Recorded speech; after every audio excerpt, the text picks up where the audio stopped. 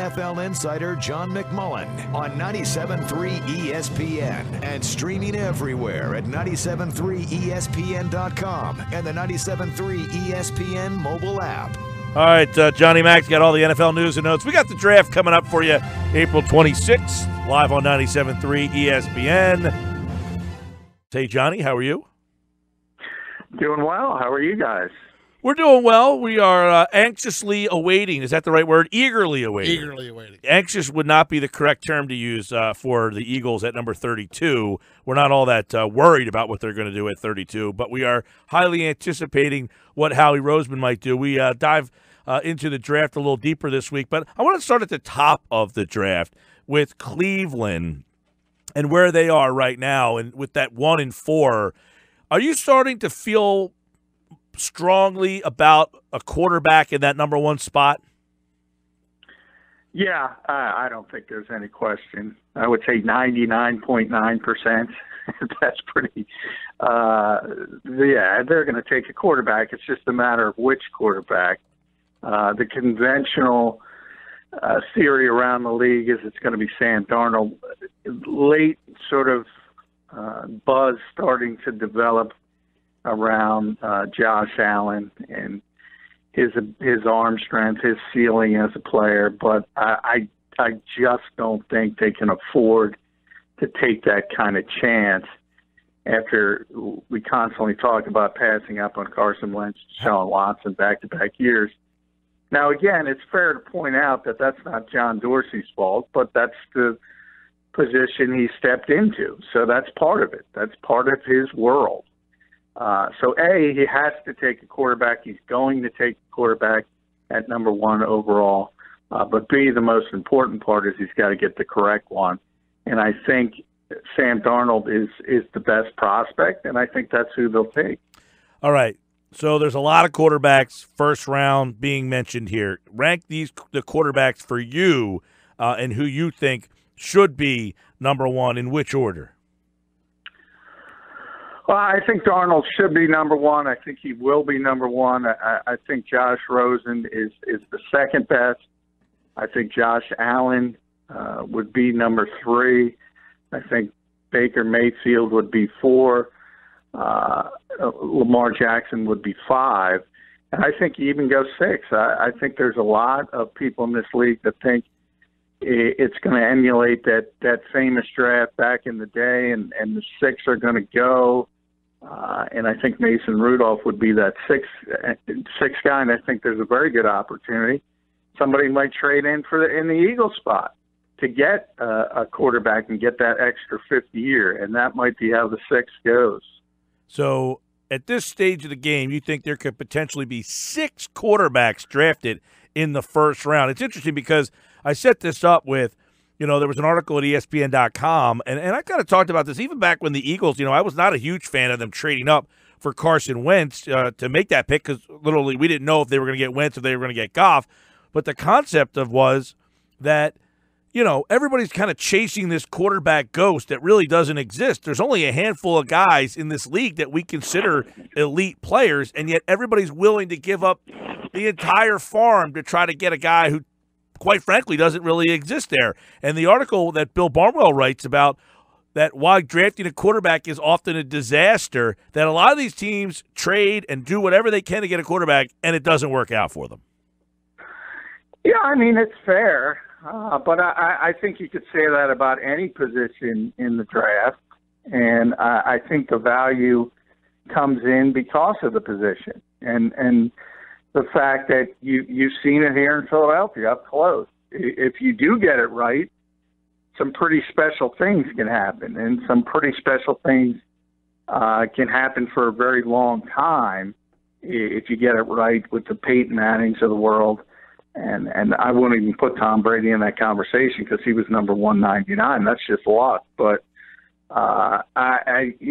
when you do get it right, it's usually more often than not, significantly from a statistical standpoint, it's at the very top of the draft. So that's where it comes in.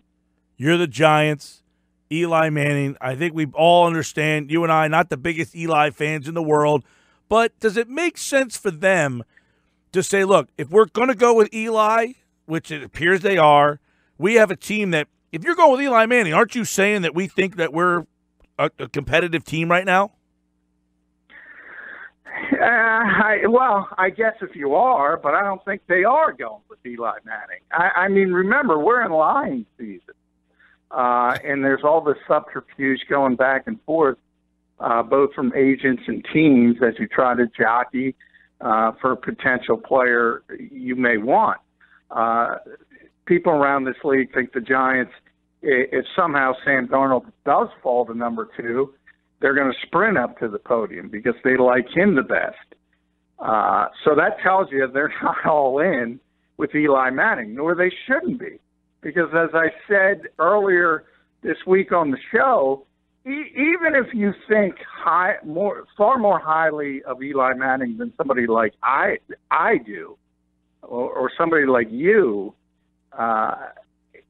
he's 37 years old. What is the shelf life? It's at best 1 or 2 more years. And again, I don't even think it's that. I just don't think the Giants are that dumb. And I don't think Dave Gettleman is going to miss this opportunity to get a potential quarterback. So I think they're in that business as well, no matter how people want to spin it. John, that phrase you just used made me laugh. You were in the middle of lion season, as in lying, as in all the teams try to use subterfuge and say they're interested in people that they're nowhere near interested in, so nobody knows who they're really interested in. Well, I'm just curious, in all your years of covering football and covering the league, maybe not just the Eagles or other teams out there, what were some of the epic lies that teams spread that you remember where everybody was sure they were going in one direction and then, boom, they went in the other? Well, that's good. That's a good question. I mean, there's so much lying. I think, one of the most famous ones was the dueling back and forth between Peyton Manning and Ryan Leaf. I mean, there are a lot of people in this league that thought Ryan Leaf was the more talented of the two quarterbacks. And by the way, he probably was from a physical standpoint. His issues were off the field, and obviously from a football IQ, few in the history of the game were in the sort of the conversation with Peyton Manning. So a lot of people thought Ryan Leaf was going number 1, and the Colts luckily got it right. There's no question about that. Tim Couch, Donovan McNabb. We remember how that one turned out. Josh, who else was in that? Not Josh McCown. It was Cade McNown. I think it was interesting. Dante Culpepper. Because, Dante ended up, I think, going 11 overall that year. Was that the draft you were referring to? Or are you talking about the 83 draft? No, the 83 draft is the one with 6. Right. But it was 6 in the first round. But I think from an Eagles standpoint, if you think about the Donovan McNabb draft, history says, was it Ricky Williams or was it Donovan McNabb? And obviously everybody went up to boo the Donovan McNabb pick. And Jeffrey Lurie admitted a couple of years ago they didn't even consider Ricky Williams. It came down to Donovan McNabb and Edgerrin James. So that sort of mentality that it was one or the other, from the Eagles' standpoint, Ricky Williams wasn't even in the conversation. Jury's still out on Jameis Winston and Marcus Mariota. Too soon to judge those two? Yeah, I think it's a little bit trending towards, you can't say disappointment because they're both legitimate starters. I thought Jameis Winston would be a star by now, and he's still, a better quarterback than Marcus Mariota. So I don't think there's any question they got it right as far as who should have been number 1. But I think from a standpoint of people who thought they were both going to be stars, they haven't gotten there yet, and there's no evidence they're ever going to get there. Right now they look like just above-average quarterbacks. Talk with John McMullen, of course, the NFL draft coming up here on 97.3 ESPN. We're talking a little draft with John as we're getting into, closer to draft season. And I want to stick with the Giants here a little bit because Do you think there is a quarterback that is worth them taking it? Okay, let's say they need one, but do you think there's one here that you think is worth taking at number 2? Oh, yeah. I think Rosen is every bit as good as Darnold, and some would say better from a processing standpoint. He'd be way ahead of most quarterbacks who have gone recently near the top of the draft. So I think he belongs unquestionably in the top 5 any year, never mind just this year. And this is a very, very deep year for the draft. So, yeah, I mean, the question is, do you think the other guys belong in the top 5? And that's Josh Allen. I don't think from a physical standpoint there's any doubt that he belongs up there. Questions with him with accuracy, level of play, decision-making, all of that comes into, and then you have Baker Mayfield. I don't think he belongs in the top 5. I think there's some physical limitations there, and that's where the desperation of the position comes in. Before I leave the quarterback position, John, just to throw in Saquon Barkley worth taking above any of the quarterbacks? Well, it's an interesting question. Is he a better prospect? Yes, at his particular position. But as I've said before, and I said the same thing with Myles Garrett. Myles Garrett is a tremendous, tremendous prospect. A better prospect as an edge rusher than any quarterback over the past 5 years. But if he develops into Bruce Smith, let's say for argument's sake, a no doubt about it, first ballot Hall of Famer, he still does not have the value of a Carson Wentz. He still does not have the value even of a Jameis Winston if you put the right team around Jameis Winston. So from that standpoint, no. If you're just sort of evaluating the positions, yes, and so does Quentin Nelson, but he plays offensive guard. So, no, they don't belong at number 1, but they're tremendous prospects. I did see, John, if we're talking about the Giants, a mock draft that has New York taking Bradley Chubb, the defensive end out of NC State. Would that be a monumental franchise-changing mistake if they go for Bradley Chubb? Yeah, but I think if they go with Saquon Barkley, it's a mistake. I mean, I'm firm on this. They have to get a quarterback. They have to get a quarterback. And I can guarantee you, Pat Shurmur is going to scream at the top of his lungs. He's the new head coach there. Get me a damn quarterback. We're sitting at number 2 overall. I don't want to talk about Barkley. I don't want to talk about Chubb. This is Pat Shurmur. He wants a quarterback. If he has any power in that organization, and granted, they're in a traditional model now, like the Eagles are, where you have the general manager, in this case, Dave Gettleman. He makes the personnel decisions, and he gives them to the coach. But when you do that right as the general manager, you get players the coach wants for his scheme. Pat Shurmur wants a quarterback. I don't care what anybody says in the days leading up to the draft. That team needs and wants a quarterback. John McMullen at JF McMullen. We got Pete asked the question about Chubb.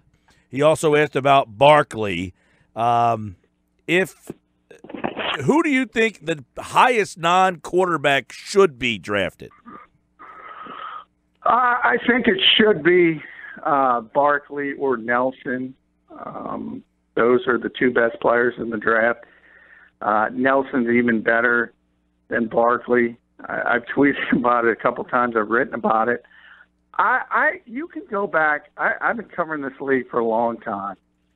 I can't get anybody from a personnel standpoint in the NFL to say something bad about Quentin Nelson. And I swear to you guys, I've never seen it before. There's always somebody, even if it's just look at me, to have a different contrarian view. I can't find anybody to say anything bad about Quentin Nelson. He's one of the cleanest draft prospects in the history of football. But he's an offensive guard. Mm-hmm. That said, there's no question he's going in the top 10. And he could go as high as 4. He could be the top non-quarterback taken in this draft. That's how good he is. I see him going number 6 here to Indianapolis in a mock draft here. And, a couple of Denzel Ward, the corner from Ohio State, going number 5. The Jets taking a quarterback. The Giants going with Chubb. But it would be interesting to see how many quarterbacks actually go. Where do you think the runs of quarterbacks in the first round? Do you think it could be 3 consecutive? You wouldn't go 4. Yeah, Denver's not going to take 4. 1, right? No, I think Denver is. I think it's going to be 4 out of 5. Wow. The one thing that could change everything is Buffalo, because Buffalo is also trying to trade up to get a quarterback. So if they're able to snake their way in, it's still going to be a quarterback, and there's still going to be all those guys going near the top of the draft. It could sink Mayfield a little bit, but he's not going out of the top 10. And I think he's the one question mark when you talk about top 10 prospects. I don't have a lot of confidence in Josh Allen, but from an NFL perspective, yeah, he's got everything they want. So he's going to be a top 3 pick. There's no question about it. Those kind of stories, yeah, I see Josh Allen going here number 11 to Miami. Those kind of stories sometimes just worry you, that he's got everything they're looking for. It's almost people like these guys blindly take guys with really not having any feel for what kind of player they really can be, just looking at their attributes. Yeah, sometimes that is an issue, and that's my concern with him. Because I question his decision-making at times, and that's a big concern, because I think that's what, at the end of the day, I think that's the most important part when it comes to being an NFL quarterback. Now, you have to reach a certain level. You have to obviously have to hit a default setting with arm strength and athleticism and size and things like that. But once you do that, I think the most important part is the decision-making. But Allen has an arm you don't see every day. He's got a Brett Favre arm. That's the kind of arm that he has, and that'll open people's eyes. John, obviously, you mentioned 6 quarterbacks. Who do you think is a great fit for Lamar Jackson? Because there's so many questions about him being a quarterback. Is he the kind of guy who goes to a team that needs a guy now or needs a guy down the road? Well, I think he's going to be more of a mid to late round, first-round pick. So there's so many teams that need quarterbacks. I think that becomes more of a desperation pick, because I'm not sure if I would rate him in a typical year. I would probably have him high second round, but quarterbacks get pushed up the board. That's the reality of it. So if you're the Arizona Cardinals, for instance, and you have Sam Bradford, and we all know Sam's history ad nauseum, well, you'd like to get him on the field probably as quickly as possible. With Sam's injury history, you might have to get him on the field as quickly as possible. But I don't think that would work out well. So much intrigue with this draft with all the quarterbacks. I mean, when you have quarterbacks, it doesn't matter that your team's not drafting very high, because what does that mean, John? A lot of position players are going to start falling down to you because everyone's going to be reaching on QBs. This is a good year to be picking, towards the middle and the end of the draft. Yeah, it's a very good year to be in that sort of bottom of the top 10 as well, especially because the best players in the draft are going to fall a little bit.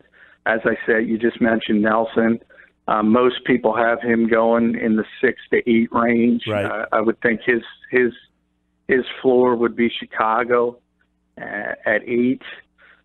You have Barkley, who could fall to 4, even further, who's obviously a tremendous prospect. And then you have Chubb, who's, this is a weak year for edge rushers as a whole. So I think his value has kind of spiked a little bit more than it maybe should. I don't put him in the conversation with Barkley and Nelson, but that's a value position in the NFL. And there aren't edge rushers. So if you need one, you better go up and get them.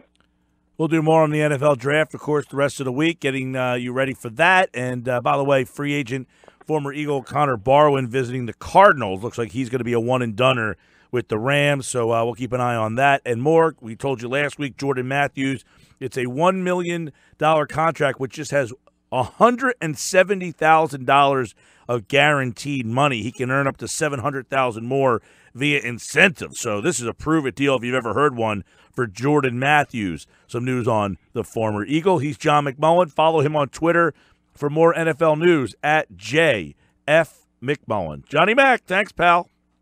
Hey, thank you, guys.